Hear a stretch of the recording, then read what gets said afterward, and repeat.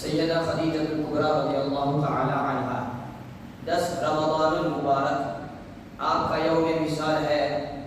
اسلام کی وہ پہلی خاتون جس کے نام پر سب سے پہلے ایمان لانے کا تاج سجا ہوا ہے۔ اللہ کے رسول صلی اللہ تعالی علیہ وسلم نے اپنی حیاتی اس دیوازی کا اکثر حصہ آپ کے ساتھ گزارا ہے، لہذا ہم نے جو ٹاپک دیا ہے سیدہ خدیجہ الکبریٰ اور قرآن کی پہلی وحی، جب آپ یوں سمجھ لیں کہ یہ ایک طریقے سے بخاری شریف کا درس بھی ہو جائے گا، جنہوں نے بخاری کو دیکھا نہیں ہے، چھوا نہیں ہے، سنا نہیں ہے، وہ بخاری شریف اصح الکتب بعد کتاب اللہ الباری الصحیح البخاری، قرآن مقدس کے بعد اگر کسی کتاب کا مقام ہے احادیث میں، حدیث کی کتابوں میں، تو وہ بخاری کا نام ہے۔ اور اس بخاری کو جیسے ہی آپ کھولیں گے اس کی سب سے پہلی حدیث ہے حدیث نیت پر حضرت عمر رضی اللہ تعالی عنہ جس کے راوی، یعنی نیت دل کی صفائی۔ اور جب اس کے پہلے باب سب سے پہلے چیپٹر کو دیکھیں گے تو امام محمد بن اسماعیل بخاری نے سب سے پہلا جو چیپٹر، پہلا جو باب باندھا ہے، باب کیف کان بدء الوحی، یعنی وحی کی شروعات، وحی کی ابتدا کیسے ہوئی۔ اس میں جو حدیث ہے حضرت عائشہ صدیقہ رضی اللہ تعالی عنہا سے، جس میں وحی کی الگ الگ اقسام کو بیان کیا گیا ہے، اور پھر جو تیسری حدیث ہے بخاری شریف کی، اس میں قرآن مقدس کی پہلی وحی کا نازل ہونا اور اس وحی کے نزول کے وقت اللہ کے رسول صلی اللہ تعالی علیہ وسلم کی جو کیفیت ہوئی، اور اس پر سیدہ خدیجہ الکبریٰ رضی اللہ تعالی عنہا کا آپ کو تسلی دینا، وہ ساری چیزوں کو بیان کیا گیا ہے، جس کو ہم سیدہ خدیجہ کی بارگاہ میں خراج عقیدت پیش کرنے کی نیت سے ہم نے اپنے موضوع کے تحت شامل کیا ہے۔ تو جیسا کہ اللہ کے رسول صلی اللہ تعالی علیہ وسلم کے لیے 40 پہلے 6 مہینے قرآن کی پہلی وحی کے نزول سے پہلے 6 مہینے ایسے گزرے جس میں رؤیا صالحہ صادقہ، عائشہ کہتی ہیں حضور کو ایسے خواب دکھائے جاتے کہ جو آپ رات میں دیکھتے وہ چیز صبح میں نظر آتی، جو چیز صبح میں ہونے والی ہوتی وہ رات ہی میں آپ کو دکھائی جاتی۔ اور سچے خواب یہ نبوت کا ایک حصہ ہے، خواب کی تعبیر، اور انشاءاللہ اس پر بھی جب موقع ملے گا تو ہم بیان کریں گے۔ جو آپ رات میں دیکھتے وہ چیز صبح میں ہو جاتی۔ تو یہ سلسلہ 6 مہینے تک جاری ہوا۔ اب جو آپ کو خواب میں دکھایا جاتا پھر وہ صبح میں وہی ہوتی، اس لیے کہ آپ کے قلب کو مطمئن کرنا، آپ کی تمرین، آپ کی مشق اور آپ کی پریکٹس کے لیے ہے۔ اے محبوب، اب آپ اپنے ان کاموں کے لیے راضی ہو جائے جن کاموں کے لیے اللہ تبارک و تعالیٰ نے آپ کو مبعوث فرمایا ہے۔ آپ ریڈی ہو جائے جس کام کے لیے آپ کے رب نے آپ کو بھیجا ہے، لہذا اس کے لیے آپ کو پریکٹس کرائی جا رہی ہے، آپ کو ریڈی کیا جا رہا ہے، کیونکہ اس کے بعد آپ ان محیل العقول کا مشاہدہ کریں گے، آپ ان باتوں کو دیکھیں گے جن باتوں کو دیکھ کر حیرت کی کوئی انتہا نہیں رہے گی، لیکن آپ خواب میں دیکھ لیں، پھر ان چیزوں کو آپ اپنی آنکھوں سے مشاہدہ کریں گے، پھر آپ ان چیزوں کو دیکھیں گے۔ لہذا 6 مہینے تک مسلسل جو خواب آتا صبح میں وہی چیز ہو جاتی، لہذا ان سچے خوابوں نے آپ پر یہ اثر ڈالا جس کی وجہ سے آپ کا دل و دماغ خلوت نشینی کی جانب چلا گیا، یعنی بیوی بچوں کو چھوڑ کر ایک خدا کی عبادت کے لیے اپنے آپ کو علیحدہ کر لے، خدا کی عبادت کے لیے خلوت اختیار کر لے۔ لہذا عرب کے طوفان اور مکہ کے طوفان کو چھوڑ کر پھر آپ نے خلوت نشینی کے لیے جبل نور جس پہاڑ کو چنا، اور جس پہاڑ کے جس حصے کو چنا اسی حصے کو غار حرا کہتے ہیں۔ حضور نے خلوت نشینی کے لیے جس جگہ کو چنا وہ پہاڑ جبل نور، اور اس جبل نور کا ایک حصہ جس کو ہم غار حرا کہتے ہیں، اور اس میں آپ 3 دن تک 5 دن تک 7 دن تک اسی طریقے سے خلوت میں رہتے تھے، بلکہ رمضان کا پورا مہینہ آپ اسی غار میں گزارتے تھے۔ آپ 3 دن کے بعد، کبھی 5 دن کے بعد پھر آپ دولت قلعے پر تشریف لاتے، پھر آپ گوشہ کھانا پینا وغیرہ لے کر چلے جاتے، اور اس طریقے سے کبھی آپ آتے اور پھر 2-4 دن کے کھانے پینے کو لے جاتے، اور کبھی سیدہ خدیجہ الکبریٰ رضی اللہ تعالی عنہا آپ کی خدمت کے لیے غار حرا میں تشریف لایا کرتی تھی کھانا پانی لے کر۔ اب آپ اندازہ لگائیں، حضرت خدیجہ الکبریٰ یہ کوئی معمولی عورت نہیں تھی، بلکہ ملکۃ العرب، ایک سکسیسفل وومن جن کی تجارت اتنی وسیع تھی، بلکہ جن کے مال سے اسلام کو فائدہ ملا، لیکن اس کے باوجود اپنے شوہر نامدار کی خدمت کے لیے غار حرا اتنی اونچائی تک چل کر آپ جاتی اور اپنے شوہر نامدار کی خدمت کرتی۔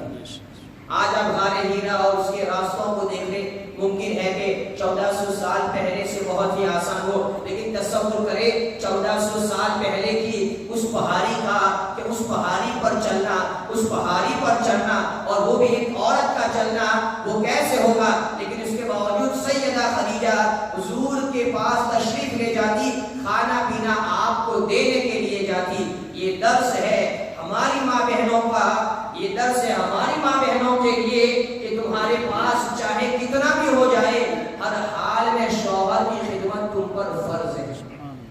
اپنی دولت سے اترا کر شوہر کی خدمت کے فریضے سے تم منہ نہیں موڑ سکتی، ورنہ اگر دیکھا جائے تو سیدہ خدیجہ کے پاس مال و دولت کی کوئی کمی نہیں تھی، لہذا حضور کی اس خدمت کا آپ کو یہ صلہ ملا کہ ایک بار جبریل امین آئے، کہا یا رسول اللہ صلی اللہ علیہ وسلم، سیدہ خدیجہ کو میرے جانب سے سلام ہو، اور سیدہ خدیجہ کو آپ کا رب بھی سلام پیش کرتا ہے۔ سبحان اللہ۔ تو یہ سلام خدا کی بارگاہ سے اور جبرائیل کی جانب سے کیوں ملی؟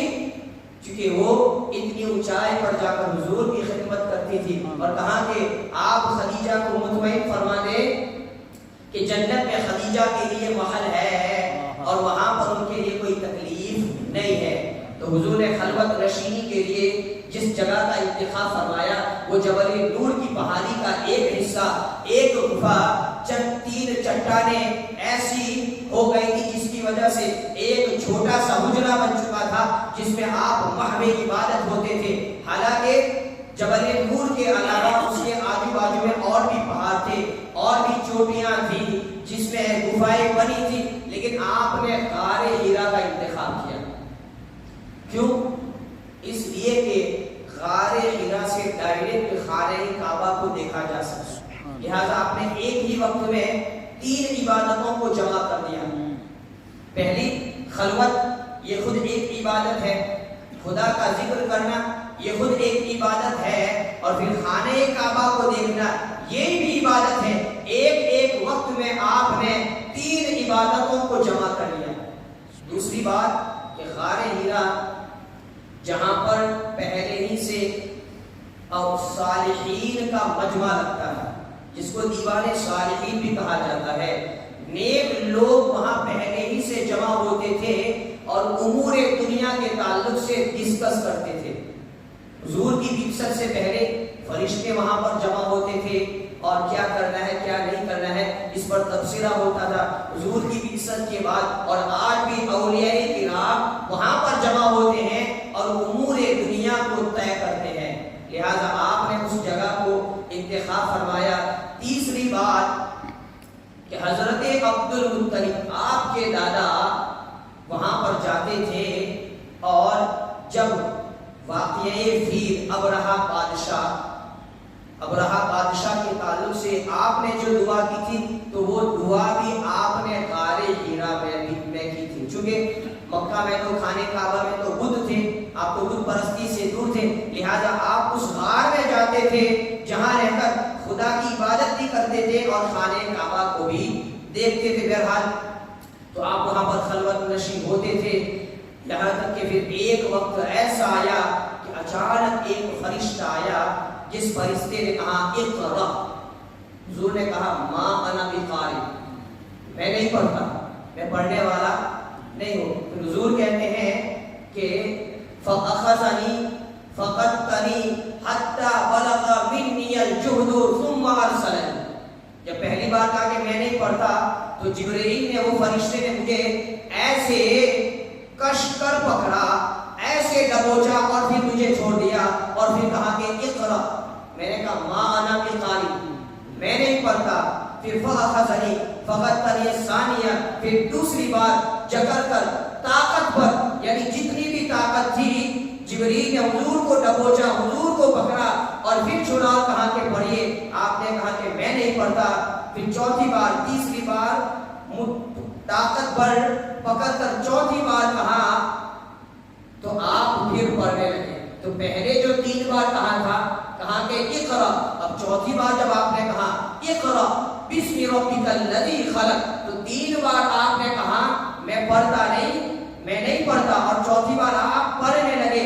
وہ اس لیے کہ آپ اس وقت خدا کی ذات و صفات اور اس کے مشاہدہ میں آپ ایسے مشغول تھے جہاں پر کسی تیسرے کی رسائی نہیں تھی. یعنی یہ جبرائیل تو کون ہوتا ہے مجھے کہنے والا، جس کے کہنے پر میں پڑھوں؟ میں خود اپنے رب کی عبادت میں ایسا مشغول ہوں. لیکن جب جبرائیل نے 3 بار کسی کا نام نہیں لیا اور حضور کی کیفیت کو جب پہچان گئے، پھر آپ نے چوتھی بار کہا کہ میں نہیں کہتا اقرا بسم ربک الذی خلق، اس رب کے نام سے پڑھیے جس نے انسان کو پیدا فرمایا. یعنی میرے نام سے نہیں، اس کے نام سے جس کی عبادت میں آپ مشغول ہیں، جس کے صفات میں آپ منہمک ہیں. اور پھر اقرا بسم ربک الذی خلق خلق الانسان من علق اقرا وربک الاکرم الذی علم بالقلم علم الانسان ما لم یعلم. تو یہ قرآن مقدس کی پہلی وحی تھی. یہ 5 آیتیں نازل ہوئی. تو جو سورت، وہ سورت کون سی تھی؟ سب سے پہلی سورت نزول کے اعتبار سے کون سی ہے؟ سورہ علق. آیتیں سب سے پہلی کون سی نازل ہوئی؟ سورہ علق کی پہلی 5 آیتیں. سب سے پہلی وحی کہاں پر نازل ہوئی؟ مکہ میں. کس جگہ پر؟ غار حرا میں. یہ ایسی باتیں ہیں جو چھوٹے بچوں کو بھی یاد ہونا چاہیے. اب یہاں سے تو ہو گیا. اس کے بعد اللہ کے رسول صلی اللہ تعالی علیہ وسلم کی کیفیت بدل گئی. پھر آپ جلدی جلدی گھر پر تشریف لائے اور سیدہ خدیجہ رضی اللہ تعالی عنہا کو آپ نے کہا فرجع بها رسول اللہ صلی اللہ تعالی علیہ وسلم يرجف فؤاده فدخل على خدیجہ بنت خویلد فقال زملوني زملوني فزملوا وذهب عنه الرعب. یعنی آپ اس کیفیت کو لے کر سیدہ خدیجہ کے پاس آئے، گھر پر تشریف لائے، کہا اے خدیجہ ایسا ایسا ہوا ہے. اور آپ کی کیفیت بدل گئی. آپ اس بات کو بھی سمجھے کہ حضور بشر ہے، آپ افضل بشر ہے، لیکن آپ کی بشریت کو انکار نہیں کر سکتے. تو بتقاضۂ بشری اس وحی ربانی نے آپ کے جسم پر ایسی کیفیت کو طاری کر دیا تھا جس کی وجہ سے آپ کا پورا جسم لرزہ ہو چکا تھا. کبھی طاری ہو گئی تھی، بلکہ آپ کے دونوں شانوں کے درمیان میں جو گردن ہے اور مہر نبوت ہے، اس جگہ کا گوشت بھی حرکت کرتا تھا. اور آپ کو ٹھنڈی لگ گئی تھی. کہاں زملونی زملونی، مجھے چادر اڑا دو، کپڑا اڑا دو. فزملوہ، جب آپ کو کپڑا اڑایا گیا اور آپ کی حالت درست ہو گئی، پھر آپ کہتے ہیں اے خدیجہ ایسا ایسا واقعہ ہوا. لقد خشیت علی نفسی، یعنی کہ یہ کیا ہو گیا ہے. تو یہاں پر سیدہ خدیجہ رضی اللہ تعالی عنہا آپ کو مطمئن فرما رہی ہے. یہ عورت کا کردار ہے کہ جب مرد ایسی حالت کے ساتھ آئے تو اس کے حوصلوں کو بلند کرتے ہوئے اس کی اچھی عادتوں کو پیش کر کے مرد کو مطمئن کرنا ہے. یہاں پر ہماری عورتیں ہیں کہ اگر کوئی اچھا کام کرنا ہے تو وہ ہمارے حوصلوں کو بھی پست کرتی ہے اور پھر ہماری برائیوں کو آگے کرنے میں قصر نہیں چھوڑتی ہے. یہ ہماری ماں بہنوں کا کردار ہے. اگر ایک عورت چالو ہوتی ہے اپنے شوہر کی غیبت میں تو پھر تو سب کی زبان سے تالے کھل جاتے ہیں. پھر ہر ایک کہ یہ تمہاری بات نہیں ہے، ہمارے یہاں بھی سب ایسا ہی ہے، وہ درس حاصل کرے. سیدہ خدیجہ سے حضور کو کہا آپ فکر نہ کرے، کلا ہرگز نہیں، واللہ ما یخزیک اللہ ابدا، اللہ تبارک و تعالیٰ قسم خدا کی وہ آپ کو رسوا نہ کرے گا، اس لیے کہ آپ ایسے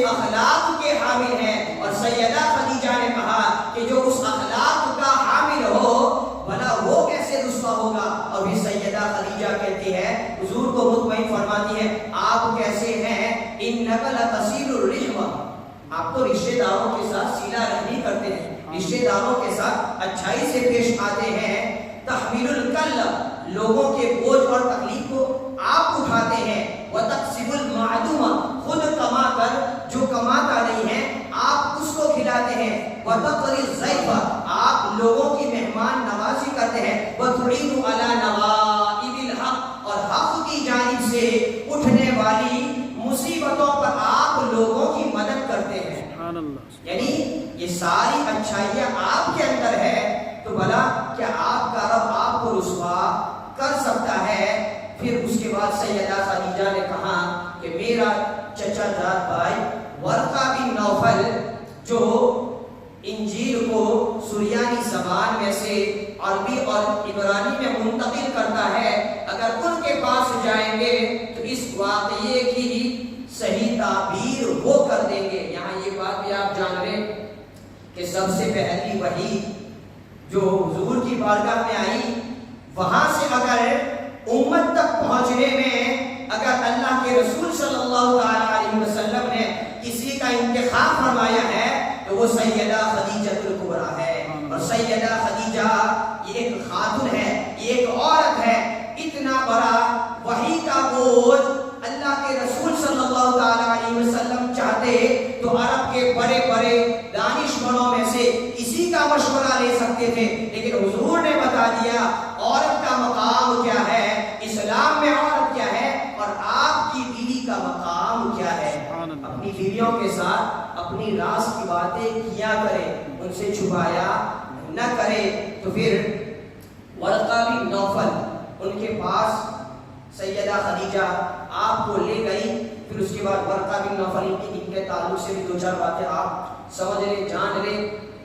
عرب کے کچھ افراد ایسے بھی تھے جو عقلی اعتبار سے ہی بت پرستی کو منع سمجھتے تھے، تو ورقہ بن نوفل ان لوگوں میں سے تھے جنہوں نے کبھی بت پرستی نہیں کی۔ وہ عیسائی تھے، نصرانی تھے، اور آپ عربی زبان پر، سریانی زبان پر اور عبرانی زبان پر آپ کو مہارت حاصل تھی۔ انجیل جو سریانی زبان میں تھی اس کو آپ عبرانی میں ٹرانسلیٹ کر دیں، اسی طریقے سے عربی میں بھی آپ اس کو ٹرانسلیٹ کرتے تھے۔ اور یہ ساری جو زبانیں ہیں، سریانی زبان حضرت آدم علیہ السلام سے لے کر آپ کی تمام اولاد اور حضرت ابراہیم تک جو بھی آئے ان سب کی زبان سریانی تھی۔ کون سی زبان تھی؟ بلکہ اللہ تعالیٰ نے حضرت آدم کو جو اسماء سکھائے، جو ناموں کی تعلیم دی، وہ بھی سریانی زبان میں تھی۔ حضرت ابراہیم علیہ السلام کی زبان بھی سریانی تھی۔ اس کے بعد جب نمرود کے شر سے بچنے کے لیے اللہ کی اجازت سے جب آپ نے فرات کو عبور کیا، یعنی نہر فرات کو کراس کر کے جب آپ اس کے دوسرے کنارے چلے گئے، قدرتاً اتفاقاً آپ کی زبان بدل گئی، چونکہ نمرود نے آپ کے پیچھے لشکر کو لگا دیا کہ جاؤ نہر فرات کے اس کنارے جو بھی سریانی زبان بولنے والا مل جائے اس کو پکڑ لاؤ کہ وہ ابراہیم ہی ہوگا۔ ادھر حضرت ابراہیم کی جب ملاقات ہوئی، حضرت ابراہیم کی زبان یک دن بدل گئی۔ وہ لوگ سمجھ گئے کہ ایک دن میں کسی علاقے کی زبان کوئی بندہ بول نہیں سکتا ہے، حالانکہ وہ خدا نے سکھایا تھا۔ لہذا دریا کے اس کنارے جا کر حضرت ابراہیم نے جو زبان کو بولا اس زبان ہی کو عبرانی زبان کہتے ہیں، چونکہ عبور کرنا، پاس کرنا، کراس کرنا، پار کرنا، تو اس طرف تھے تب آپ کی زبان سریانی تھی۔ جیسے دریا کو عبور کیا اس وقت آپ کی زبان عبرانی ہو گئی۔ اور جو بھی آسمانی کتابیں نازل ہوئی وہ عربی میں نازل ہوتی ہے۔ یہ اور بات ہے کہ پھر اس امت کی جو لوکل زبان ہے، نبی اس لوکل زبان میں اس کو ٹرانسلیٹ کر کے پیش کرتے ہیں۔ قربان جائے، اس کا مطلب چاہے توریت ہو، زبور ہو، انجیل ہو، یہ اپنی اصلی زبان پر نہیں تھی بلکہ نازل ہوئی تھی عربی میں، نبی نے اس کو دوسری زبان میں ٹرانسلیٹ کیا۔ لیکن اللہ کا کلام قرآن مقدس ہے جس کو اللہ تبارک و تعالیٰ نے عربی میں نازل کیا اور محبوب کو کہا کہ اے محبوب امت عربی سمجھے یا نہ سمجھے، اس لیے کہ عربی زبان کو بڑی فضیلت حاصل ہے. انا انزلناہ قرآنا عربیا، جنتیوں کی زبان بھی عربی ہے. جب آپ کو سوالات ہوں گے، آپ کو الف بھی نہیں آتا ہوگا، لیکن جیسے قبر میں جائیں گے فرشتے کہیں گے من ربک، جو مدرسے میں بھی نہیں گیا ہوگا وہ جواب دے گا اگر خدا چاہے گا تو من ربک ربی اللہ. کیوں؟ جنتیوں کی زبان عربی ہو جائے گی. تو حضرت ورقہ بن نوفل کے پاس گئے.